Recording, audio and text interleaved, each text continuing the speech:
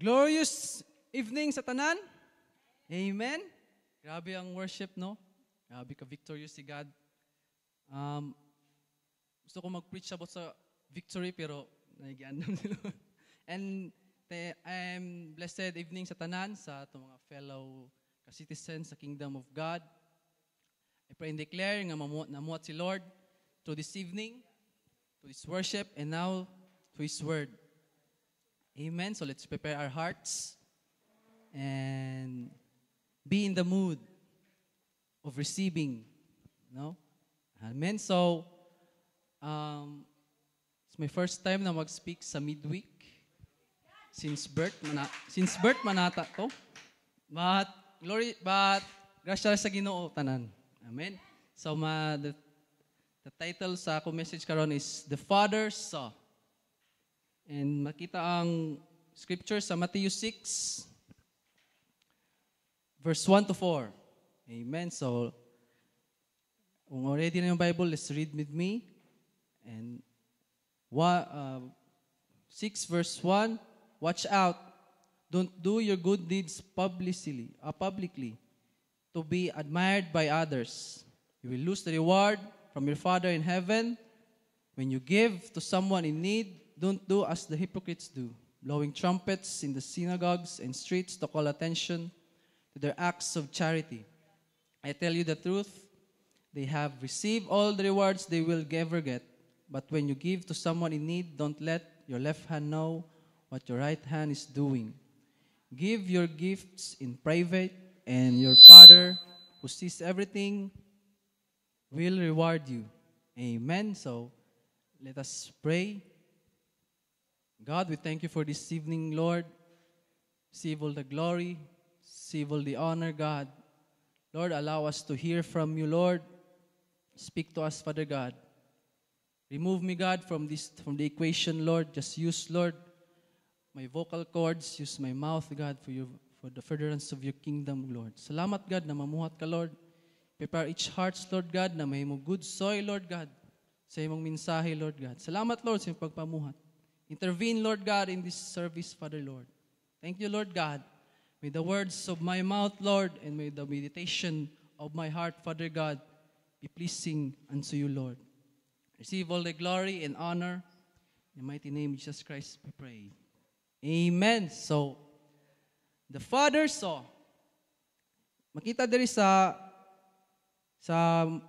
Matthew 6, 1 to 4, ang teaching ni Jesus na He sees you.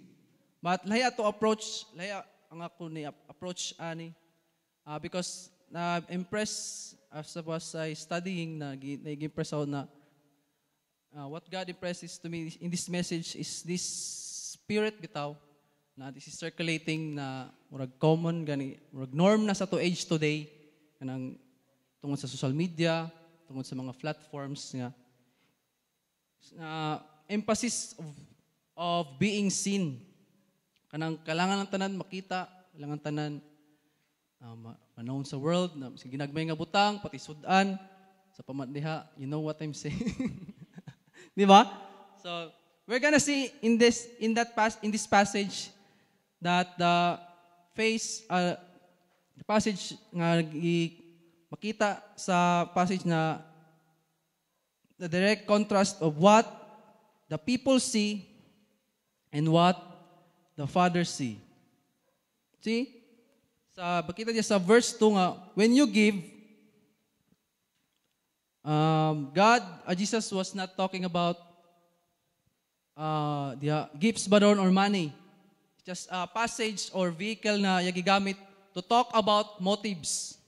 Amen? And this message makes the distinction between what people see and what the Father see. Diba? In this scenario, manggod kay murag ikuan siya sa mga Pharisees kay mga pakitang gilas na kay sila nang puro ra ila mga good works na but their motives are wrong. Their hearts are wrong. Diya sa Ginoo. Amen. So, just like the world, they hand out awards, they hand out trophies, na sa mga tao na nakita nila nga worthy, di ba? Mga awards ka ng mga valedictorian, mga sa pamanadiha ng mga talents nga pinasahi, di ba? Nga nakita sa world, aptik ang kalibutan nga mo celebrate what is sin. Aptik sila mo padayag, i-lift up ka. Basta kay nakita nila na sa imo. Amen. But our Father in the kingdom of God, it's the opposite. The Father likes to celebrate what is unseen. Di ba? In fact, nakita ba niya sa verse 4 na He will reward you on things that is unseen. Amen?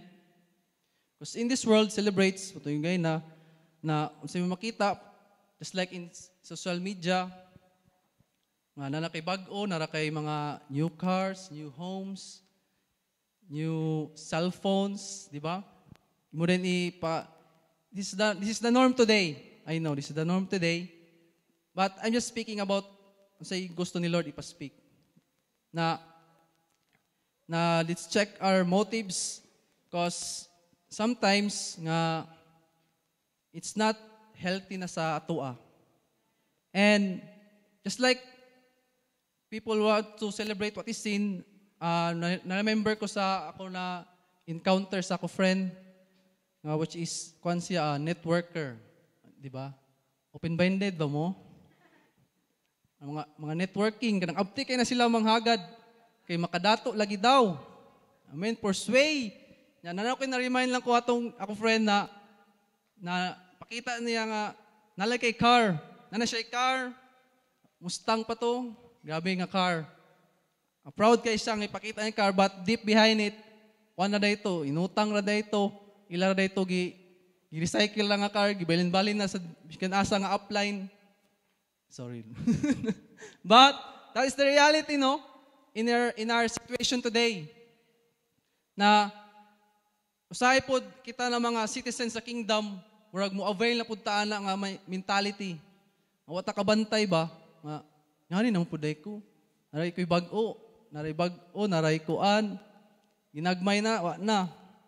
May day na dayon. Amen. Di ba? But what the word is saying is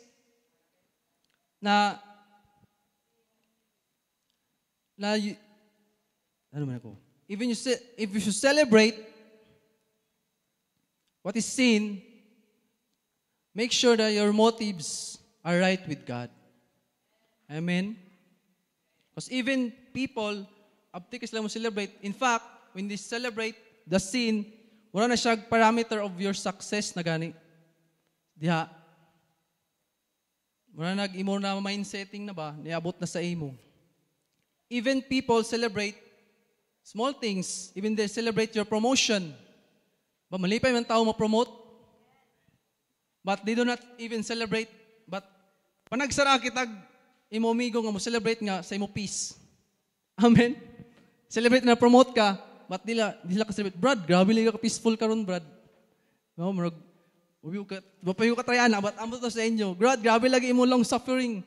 Grabe lagi imo self-control karon, Brad. Wala no, murag mga unseen things ba na dili ma-appreciate sa tao na nato makauban. Amen. Just like losing weight. Na in this month, after 1 month, nag-lose kag weight from 80 kilos, nahimo kag 65. Oh, grabe. Nga na ba? Mabantayan na sa tao, i-celebrate ka na nila. But if you consistently nga nagstay ka na nga weight, pagkadugayan, murag dili na nila ma-appreciate nga gibintay na nimo nga weight. Amen. Often in the world, they don't celebrate consistency. Just like sa work, sa trabaho, una, kung abtik ka sa trabaho, nang grabe mo paningkamot, nang makita sa tao, makita sa mga workmates na ma-appreciate nila ang imo hard work, imo responsibilities. But kadugayan, dili na murag norm na sa ila. Amen. And ingon daw nga diha mailan kung abtik na ka ug maayo na ka ug wala na ka ug di na nila mapansin ang imo pagka consistent. Same pod sa ministry. Ba usahay ka nag una on fire pa ka. Grabe mo kuan kay Lord. Nang first love nimo okay kaayo. Then but when you maintain it, grabe ma-appreciate ang tao sa imo. Kita nila ang imo pagka on fire. But when the time comes when you maintain that, people don't see. Dili nila makita. Dili nila murag may dila kanila matagaag compliment about it. Because often the greatest proof that you're doing good in God's sight is that you are taken for granted of people's sight. Amen. Now sa Matthew 6, Jesus said that there is a tremendous temptation to do things to be seen by people. It's like ako example gaina about sa social media, tanan na lang to be seen. You want appreciation, you want approval from people. Na gusto ka ingana, dagan kag likers, dagan kag followers. No? But ingana punta, but we don't say when we congratulate people, you crave for their attention, you crave for their approval. Sometimes you don't see what's inside them. We don't see the inside of theirs. Makita na grabe sila kakuan, happy kay sila as a family, sa ila may day, happy kay ila relationship, sa ila mga post, but deep within, grabe day, in the real life, in reality, grabe day ang away, grabe day ang struggles. Amen? I am preaching this because I'm preaching this subject because our need to be seen by others can keep us to be known by God. Amen, no? It doesn't mean that God doesn't know you. God knows everything, man. But Matthew 6 verse 1 says na, be careful when you do what you do, that you don't do it to be seen. No, balik na to ang motives na to. Because the Father saw anything. The Father saw everything. Imo motives, imo mga intentions, giplano pa lang nimo nakabalo na si God ana, di ba? Even us, we want that, di ba? Nindot pud baya nga appreciate ka. Nindot pud baya nga naisig compliment sa imo. Usahay pud bitaw na in things in our life, we do things to be seen. Di man na malikayan nga we do things nga ma-appreciate ta because di pud baya ta gusto nga makabati ta o bati ta nga for granted na it's a worst feeling ba ang makabati kag mura kag invisible sa imong isig ka tao. Amen. Because usahay man because there are times na usahay pod na we do our best and it goes unrecognized. It is harder to maintain it.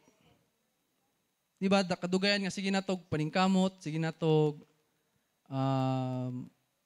magimog maayo sa imong katao, may imong good example, may imong blessing sa imong brethren, but usahay kog dili ka nila mapansin, dili nila ma-appreciate ang imong ginabuhat, usahay maluya ka, usahay murag there's tendency nga dili na nimo na i-maintain, dili mo na maintain nga progress sa imong life. It is not the will of the Lord sa imuha. Amen? Because when you feel unseen on important people whose attention, approval you crave the most, it creates a compulsion to do things that it is inconsistent outside your character. Diba? Mo na problema na niron. Mo ni murag balantayanan na when sa sobra nimo ka, let's say, for craving for attention na you do things outside na of your character. Dili na nimo kinaiya ba? And this is something sometimes murag norm na sa ko to karon miskan ako niagi ko ani nga normal as mga young people nga para mo get in sila mga work, sila mga friends, sila mga classmates. Kailangan po sila mo compromise na gamay. Magsugod sa ginagmay, hanto na din sa dinagko. Para lang madawat sa ilang mga friends, para lang ingon nga you are with them, maka-fellowship sa ilaha, na kailangan i-give up sa self, which is hard, which is dili na maayo, dili na siya healthy na. Di ba? Example po, remember ko tong manguyab ko, kanang dating, courting, nga mupakitang gilas ka sa babae nga imo gi-like, nga imo gi-pursue. Mabot na sa point nga imo na i-compromise imo self para lang ma-win siya. Amen. But that is not, dili na siya mao na mindset sa kingdom of God. Because we are not citizens of this kingdom which celebrates, complements all things na nakita lang. Di ba? Sometimes they celebrate isa ka norm karon sa kalibutan. The world celebrates kanang mag-uyab, celebrates their mansari, their anniversary, mga tanan mga sari. But in the unseen moments nilang duha sa tanaw sa Ginoo, grabe dayla pagkapasala. Grabe ang fornication, grabe ang premarital sex which is itabo karon nga norm na. Which is not right. Amen. Dili kailangan nato i-compromise ato self, ato i-compromise ato identity, compromise ato calling para lang to get attention, to get appreciation sa tao sa kalibutan. Amen. And because we are citizens of the kingdom of Jesus Christ. You see, one yung phrase ni Jesus na when you do something in secret, your Father sees it and He will reward you according to what He sees. Amen? So, kung nakita sa Ginoo imo sitwasyon, He will reward you for your long suffering nga pila ka years ka walay uyab. Amen. The Father will record you to it. The Father will reward you to it. He will reward you sa mga butang na makita sa tao sa world na murag dili siya angay celebrate, dili siya angay pasidunggan, but your Father sees it all.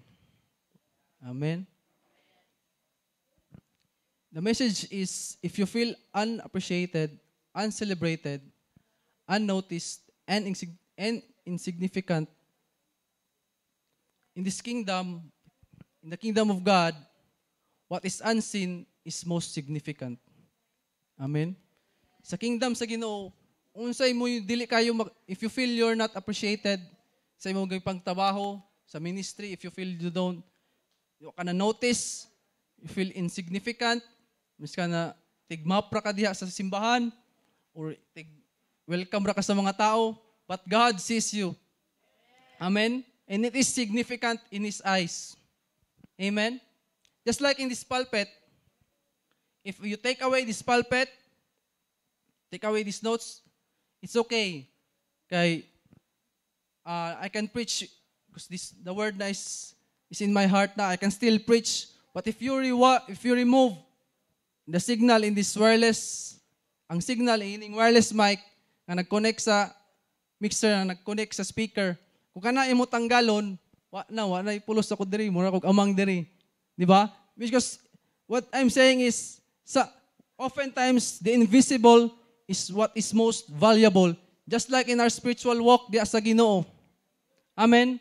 In your unseen moments with God, mas importante pa ang imo devo, mas importante pa ang imo spiritual walk diha sa Ginoo nga kamura sa Ginoo nakita. I'm a living testimony to this. Pilaw ka years Sunday goer. Makita ko sa simba. Yes, makita ko simbahan, makita ko sa mga gatherings, makita ko sa mga fellowships.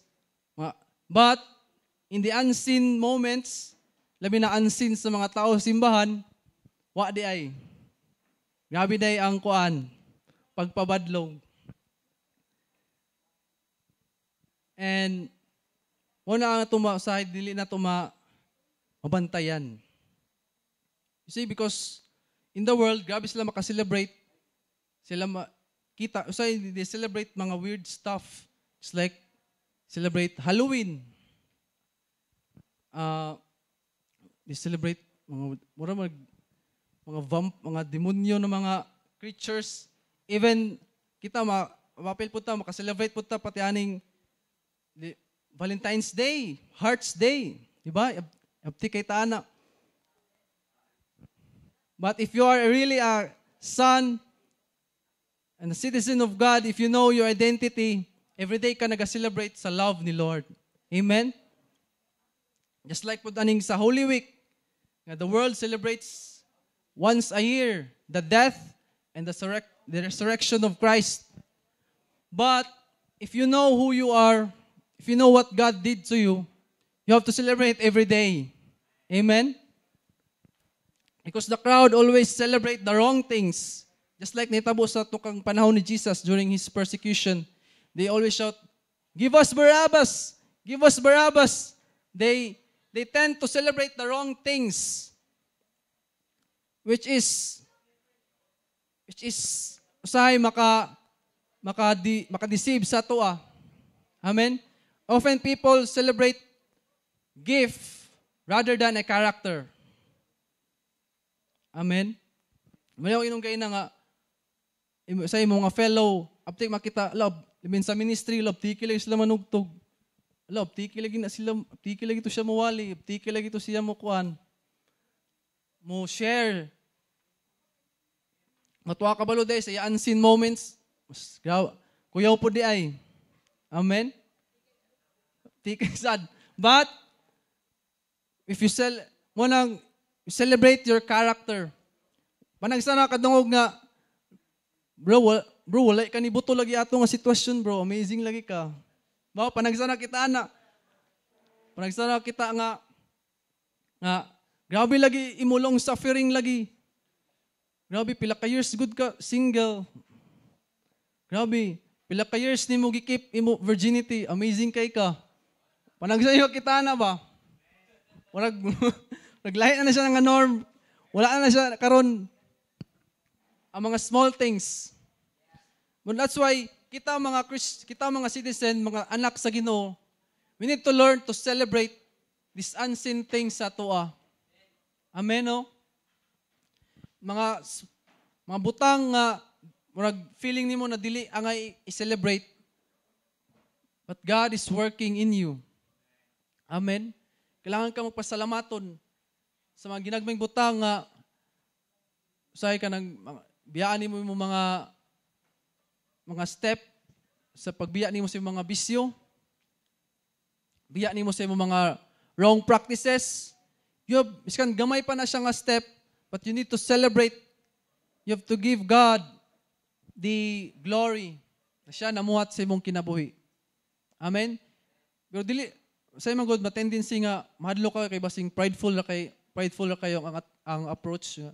Wala ko kakasala karon. Wala ko tanog porn karon nga adlaw. Nga na mga senaryo nga dili man na siya about sa sa imo nabuhat, but it is about the progress, it's about the process na imo gitake na angay ibalik sa Ginoo. And because the Father saw it, and don't wait for people to celebrate with you. Because kung laton pa nimo ang tao nga mo celebrate with you sa imong ginagmayng mga butang, wa kabal ang tao ba kay na tendency nga ila i-change their minds. Di ba? Bawion na nila. Karon nibuto ka pagkaugma, wa ka nibuto, wa na lahi na lunona sa imo. Munang take joy. Take praise God sa mga ginagmayng butang nga gibuhat sa imong kinabuhi. No? Because God is worthy nga modawat ana tanan because He sees them all just like what King David did. No, mga ginagmayng butang, grabe din siya dagan na siya mga psalms, dagan siya masulat nga to praise God sa gibuhat niya sa iyang kinabuhi. Because you cannot be controlled by this idea of success nga gikuan sa kalibutan. That's why we should celebrate sa what is the unseen diha kanimo. Lita mo pareha sa pattern sa kalibutan to celebrate only what is seen diha sa ilang mga seen and appropriate sa ilang pananaw. Amen? Because of dili ka if you tend not to celebrate, bising mamuhat ng kaaway diha kanimo. Si devil, kwaon sa devil ang imo angay i-celebrate. Amen? Because the devil can't defeat us. He's been defeated. Greater is He that is in me than he who is in the world. Amen? He's under our feet, but He can only do, but napay po siya mabuhat, no? He can do two things in you. Two things na lang gani ni, pero successful pa kay siya ni. Amen? Which is, to distract you and to discourage you. Amen? Aptik kay siya ni. I'm a testimony to this. Aptik, na-distract lang ko. Walo ka bantay, ngay nga na di ay. Wala dayon.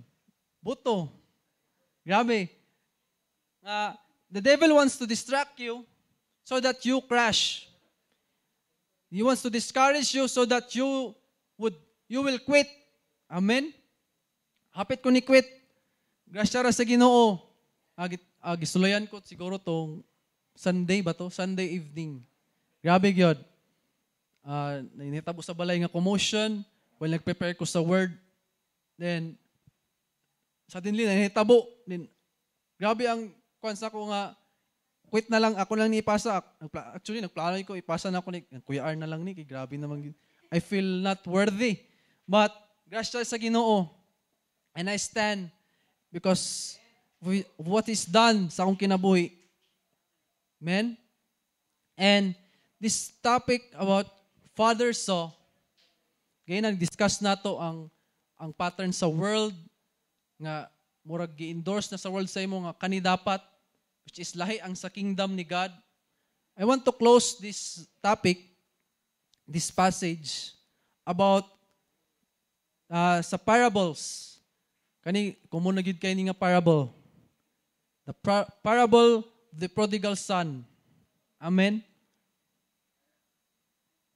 Because si Jesus, hili kay siya mukag gamit og parable sa iya ministry sa una. Siya mo'y pinaka-first nga nag-apply ani nga teaching about parable because Jesus likes to take something we can see and use it to illustrate something that we can see. Diba? Ingana si Jesus. Gamiton niya ang mustard seed to illustrate faith. Gamiton niya ang talents to illustrate stewardship.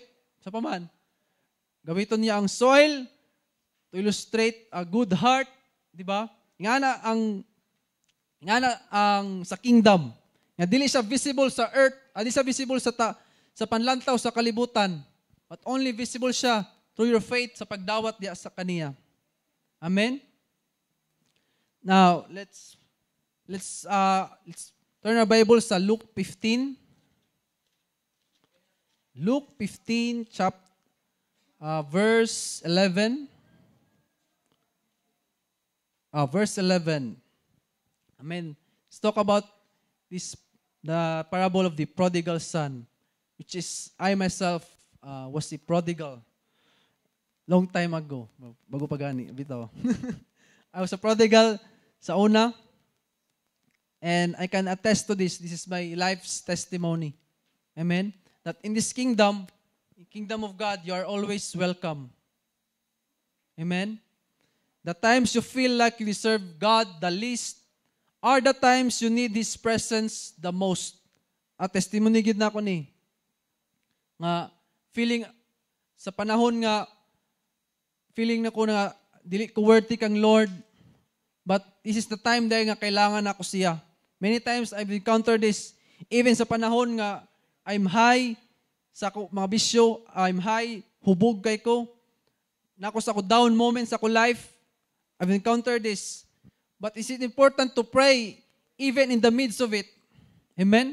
Hindi ko nakalimot tong grabe ko kakuan sa una. Those moments sa ko life nga tingala lang ko nakaampo ko nga Lord tabangi ko Lord. Do something God, do something God. Wala gyud. Grabe nagiko kato ka grabe ko ka depressed. Grabe ang stronghold sa enemies ako But God saw it. Grabe the Father is faithful nga namuhat siya. Amen? In this passage, dili ta mag-focus sa unsay gibuhat sa anak. But ato i-more emphasize ang unsay nakita sa amahan ani nga passage. Amen? So, let's read Luke 15 verse 11. A man had 2 sons. The younger son told his father, I want my share of your estate now before you die. So his father agreed to divide his wealth between his sons. You see, so di lang day ang manghod ang nakadawat, pati po day igsoon, di ba? Between his sons. Sa Jewish culture, sa Hebrew nga balaod, mas dako ang madawat sa kuya. Marag, no? Two-thirds ang madawat sa magulang. Muna ito, si Jacob sa una, grabe niya paningkamot nga. Grabe niya pag-impose, paningkamot na, sa fact nga, iya nagibiyaan niya self, nagpakaiso na siya para ma-avail tong 2/3 nga portion sa blessing. Amen. Then, 13. A few days later, this younger son packed all his belongings and moved to a distant land, and there he wasted all his money in wild living. In about time, his money ran out, and a great famine wept over the land. And he began to starve. See? So it got so bad for him that he disconnected himself from his father's resources. Di na, nagsugod na ang kalbaryo siyang kinabuhi. Then, he persuaded a local farmer to hire him. And the man sent him to fields to feed the pigs. Diba? He had the seen resources of his father, but no longer had the unseen reality of his relationship with him. Amen?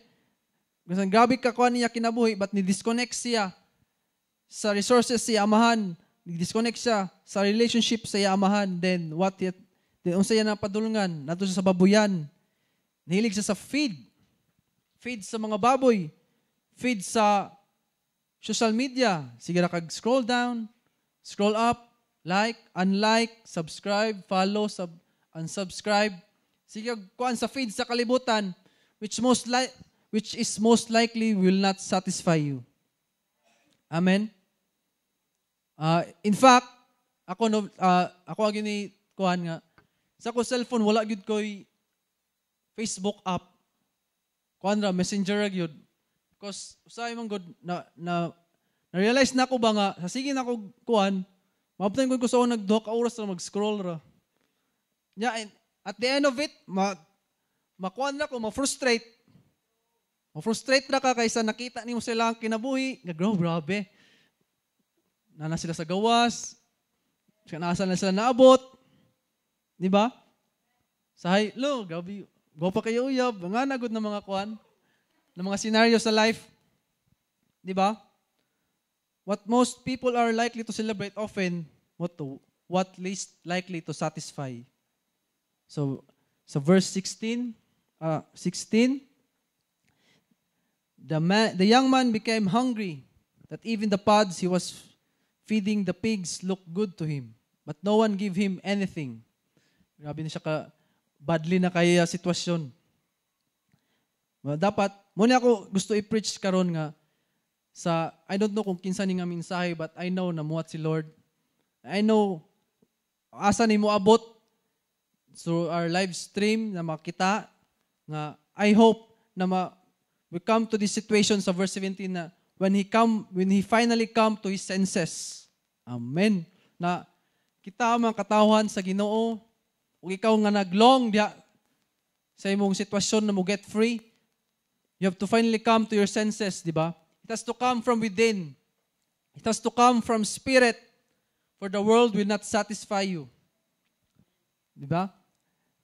He said to himself, at home, to the hired servants, food enough to spare, and here I am dying of hunger.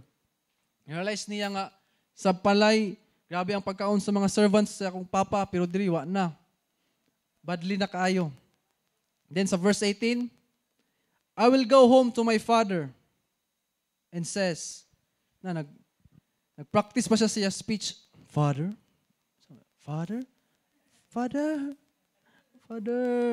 nag-practice pa siya sa speech nga, dili tayo gihapon magamit, di ba? Ang naka-amaze lang diri is, the Bible never says that the son's heart was repentant. Di ba? Niingon lang diha nga, he was hungry. Amen? Because, ingon pa diha ni God, blessed are those who hunger, for you will be satisfied. Amen? Even if you come to God in the wrong reasons, He has what you need. Amen, di ba? Ingana si Lord, ingana ang Father, which is unseen sa kalibutan. He has what you need. All you kailangan lang nimo buhaton is just come home. Even imo pag ani sa simbahan kay ganahan ka diri kay you have the wrong motives, kay dagay chicks, dagay gwapa. But God will do something nga ma-amaze na lang ka. Amen. Even because of His sovereign will, siya pagka-amazing. Ingana si Lord. Even modul ka sa iya nga, Lord, tagayin ako uyab, Lord. Pila na ko tuwag uyab, God. Lord, tagayin ako ana, Lord. But unsa ihatag niya sa imo, tagaan ka niyag peace. Tagaan ka niyag identity. Tagaan ka niyag love, comfort, satisfaction, which is what you need at that time. At that time, pakibata pa man ka. Amen. Dili pa right time. But muna naka-amaze diha sa Ginoo. You see, the son came home. The son came home physically. But some of us has to came home mentally. Amen. Sa Luke sa 19 and Luke 15:19, and I am no longer worthy of being called your son. You see, nakita diri, he's connecting his belonging to his behavior. Connect niya ang iya pagkasan tungkol siya behavior, wala niya giilang nga siya anak. Di ba? Please take me on as a hired servant. Here he's connecting his self-worth to his decision. Iyan kitanggal na niya iya worth. Nawala na niya iya iya self because sa mga decisions sa iya life. And I am a living testimony about this. Amen? Because here in Luke 15:20, the father saw. So he returned home to his father, and while he was still a long way off, his father saw him. This is what's amazing with God. He's so amazing na sa kaunsa sa imo nabuhat, the father saw pagpauli si anak, the father saw past his dirty clothes, his wrong decisions, his offense, his foolishness, the waste na yagibuhat. But the father sees in you. Nakita niya ang iya anak. Amen? God sees the unique you underneath all the layers and labels. The father He saw the mistakes that you're gonna make before you make them and still called you anyway. Amen. He saw everything. He saw every sin you would commit after He forgave you, and He forgave you anyway.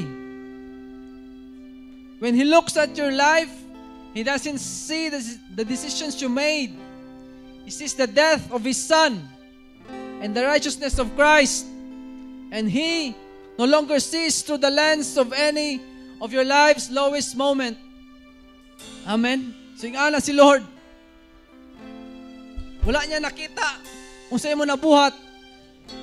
Wala niya nakita ay mo mga kapakyasan sa kinabuhi. Mga wrong decisions, mga actions, mga sin. He forgave it all. Nakita niya. The Father saw through you, through me, the finished work of Jesus Christ. When the Father sees you, He sees His Son, Jesus Christ. He sees the blood of Christ in you. Amen. Now, if you can stand at your feet, sa imo area, why not let's just celebrate the goodness of God. Let's just stand and just focus on God. Fix our eyes in God for what He has done. Amen? Let's praise Him. Amen? Let's claim sa isa nakita niya sa imo. Now, do you have the faith to celebrate what God sees in you? To believe, to claim that God sees something in you that other people don't see in you. Do you have the faith to celebrate? You have the faith to claim it. Yes, God.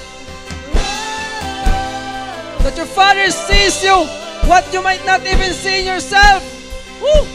Nakita na niya yung future. Sabi, wala pa kasabot sa yung sitwasyon karon. But He sees it already.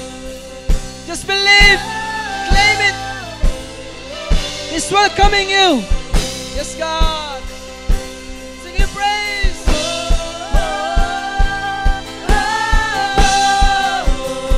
Give Him glory. Believe. Yes, God.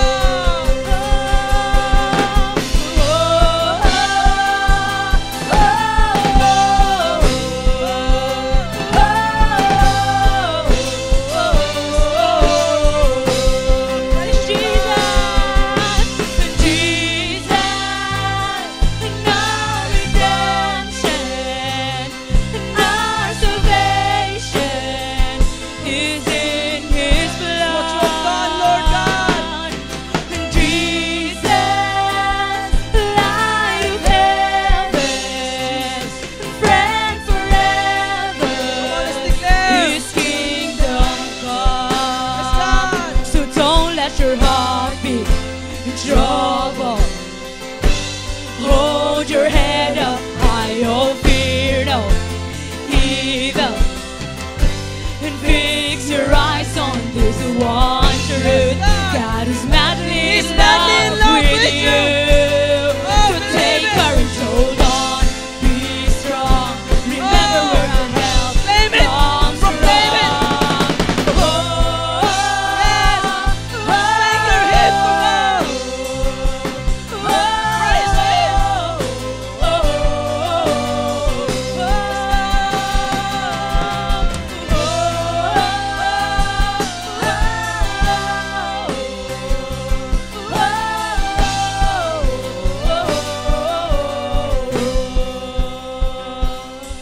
Yes, God. We believe, Lord. We claim, Father God, that what you see in us is true. You see us as your Son. Oh, you see us, Lord, as a inheritor of your glory. Diya sa mong kingharian.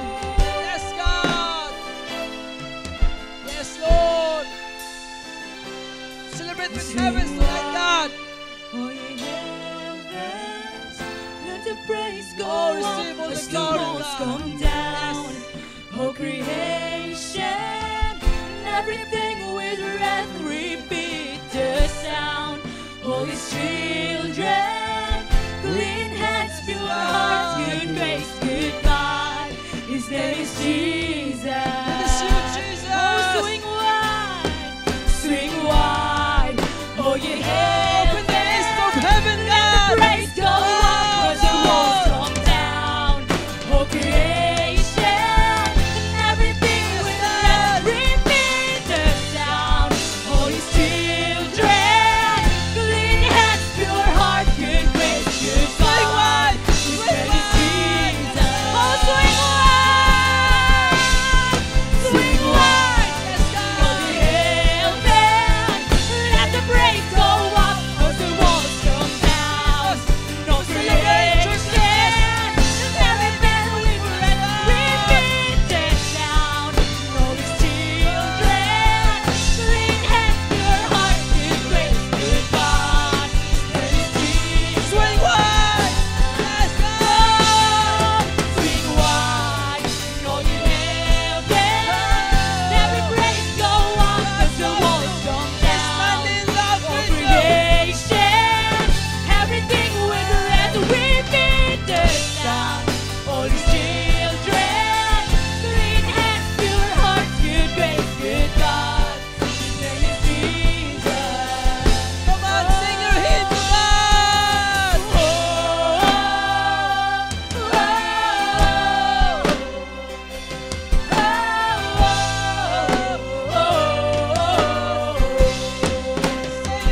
Oh, Jesus, Jesus, and our redemption, and our salvation is in His blood.